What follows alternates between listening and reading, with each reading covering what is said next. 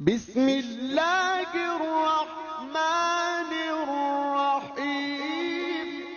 ایک درویش تھے حضرت امام اعظم کے شاگرد، بادشاہ تپلا سرنگی بجا رہا تھا، بادشاہ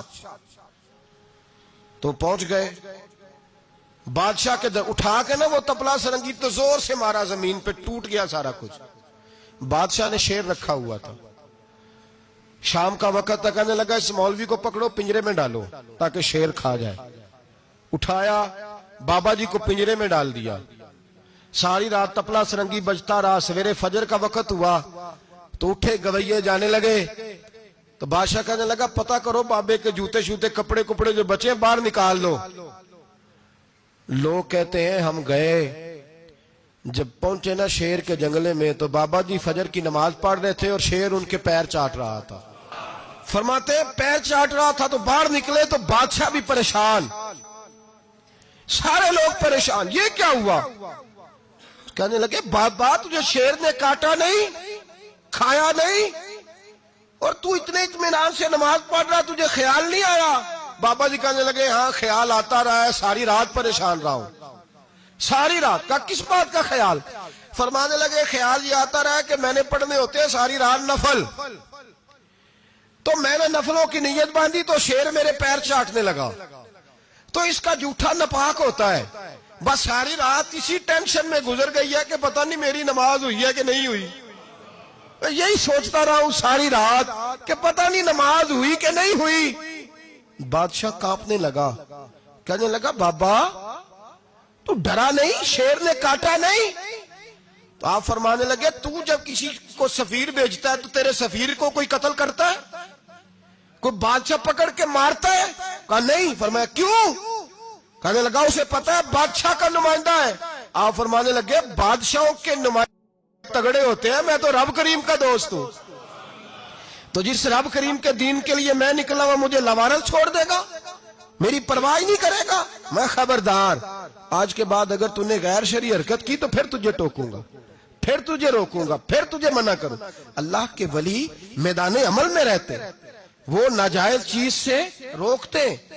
یہ پتہ ہے زیادہ مجمع کیوں لگتے ہیں، زیادہ درباروں پہ رش کب پڑتا ہے؟ اس وقت پڑتا ہے جب جو آتا ہے نا اس کو جی کہا جاتا ہے، لنگر بس تیرا کام ہو جائے گا، تیری شفا ہو گئی، تیرا بیٹا ہو گیا، تو رش ہو جاتا ہے۔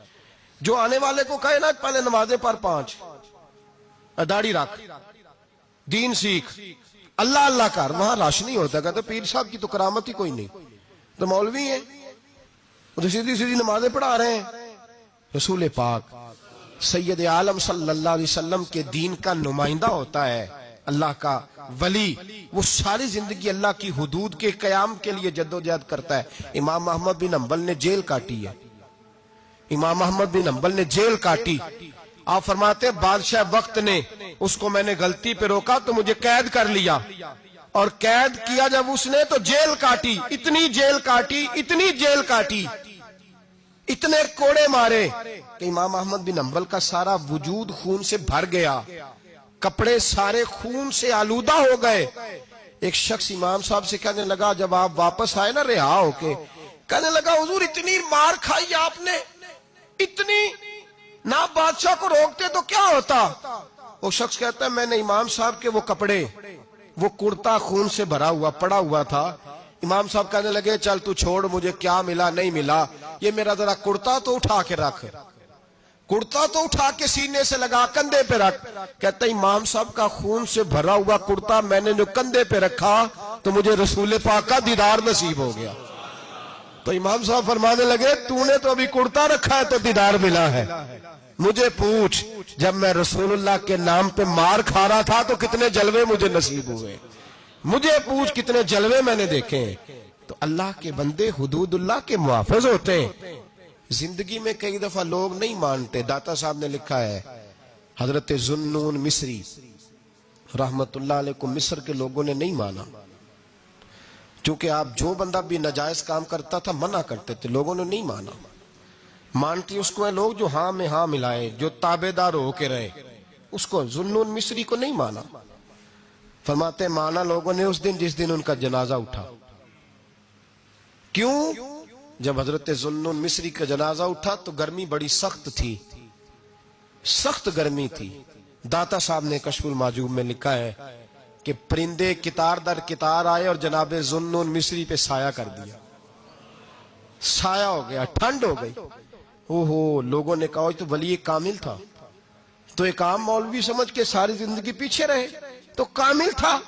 کہتے ہم لوگ دوڑے، رش ہو گیا جنازے میں، اور جنازے کے بعد اب لوگوں نے ارادہ کیا کہ زیارت کرتے ہیں۔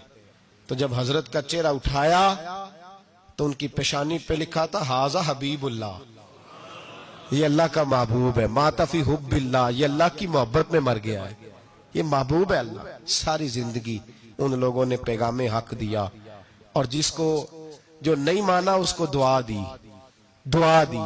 حضرت ذوالنون مصری کے بارے میں داتا صاحب نے لکھا ہے کہ آپ راوی میں دریا میں جا رہے تھے، کسی جگہ بھی آپ کسی سمندر میں دریا میں آپ جا رہے تھے، تو آپ فرماتے ہیں کہ کشتی میں بیٹھے تھے تو سر پہ نا آپ نے سارے بال منڈوائے تھے، ٹینڈ کرائی تھی، پگڑی باندھی تھی، تو کچھ نوجوان وہاں سے گزرے حضرت ذوالنون مصری کے پاس ہے، تو انہوں نے بابا جی کی ٹینڈ کا مذاق اڑایا، مذاق اڑایا، وہ دیکھو ٹینڈ کیسی ہے بابا جی، اور پھر بچے تالیاں بجانے لگے، ہنسنے لگے، پھپتیاں کسنے لگے۔ اللہ اکبر، بڑا مزہ آتا ہے دین کے لیے تانا سننے میں، لطف آتا ہے، ٹھنڈ پڑ جاتی ہے انسان۔ انہوں نے مذاق اڑایا تو کشتی قریب سے گزر گئی، آپ کے مرید ناراض ہوئے، کہنے لگے حضور یہ بدتمیز ہے، نالائق ہے، ان کے لیے بد دعا کرے یہ غرق ہو جائے۔ فرمانے لگے یار جانے دو، کہا حضور نہیں کریں دعا، میں جانے دو، کہا حضور کریں دعا، تو دعا سنو اللہ کے بندے کی۔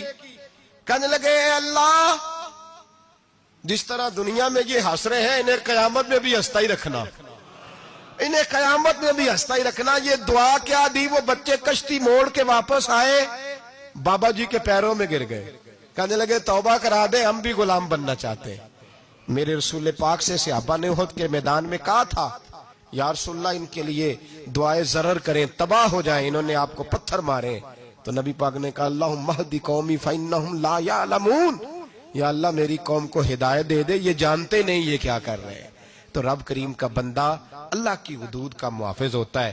قرآن کی بتائی ہوئی ان صفتوں میں ہم دیکھیں گے کہ ولی کون ہے، یہ صفات قرآن نے بیان کی ہیں۔